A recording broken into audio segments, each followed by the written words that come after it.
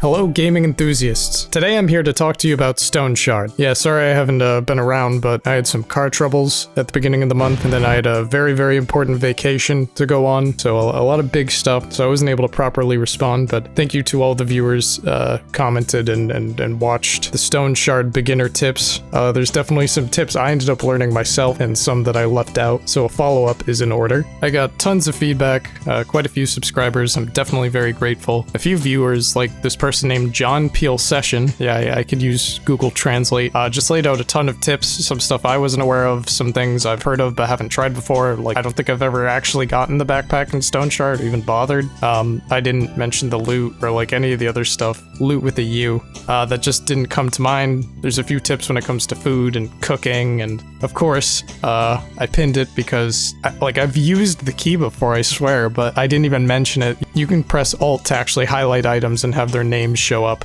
But yeah, so I feel that a follow-up is in order, but going to need to start the game over with the new character, and also I'm trying to map out all of the land. Trying to fill out the entire game map, basically mapping out the roads to try and find the taverns, because I've never seen those either, and that was something else that came up. And even the devs commented that it takes so long to get across the map. I mean, I guess, you know, haha, walking simulator, but it is quite ridiculous. I'm gonna have that footage playing at like 20 times speed, maybe more in the background.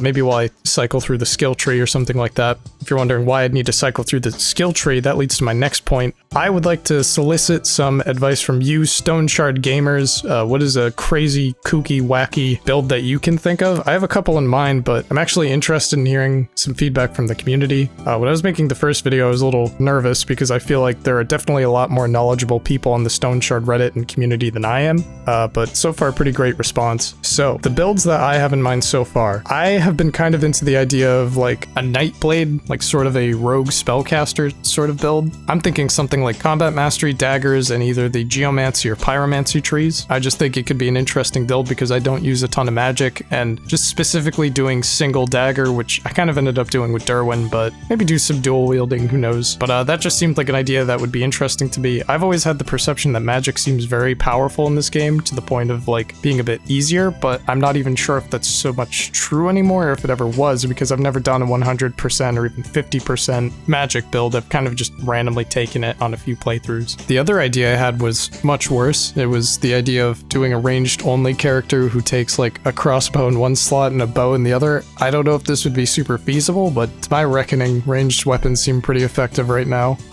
Yeah, this would definitely be more of a kooky build. And the third one I saw that was really interesting to me was this full tank Arna build, where basically you take heavy armor, shield, that sort of thing, and you just try and sort of block and CC the opponent out. I've never attempted anything like that, but it seems that although the prices change for a lot of goods in the game, it seems equipment repair costs are the same. So to me, it seems like the heavier armor you wear, the more expensive it is, the more it costs to repair, and the less you'll be dodging. Whereas with a ranged character, you probably wouldn't get damaged as much. It'd be a lot more of repairing your equipment, buying arrows, that sort of thing, which comes out to be cheaper. I guess I'd need to do the math. So yeah, I have some footage for the second one, but gonna need to do some sort of voiceover, hopefully a script. There's a few other indie titles I'd like to cover, but we'll see how productive I can be. Regardless, thank you for watching. I'm not dead, parentheses yet, but I am dead end. Thank you for watching. Subscribe to my old effect.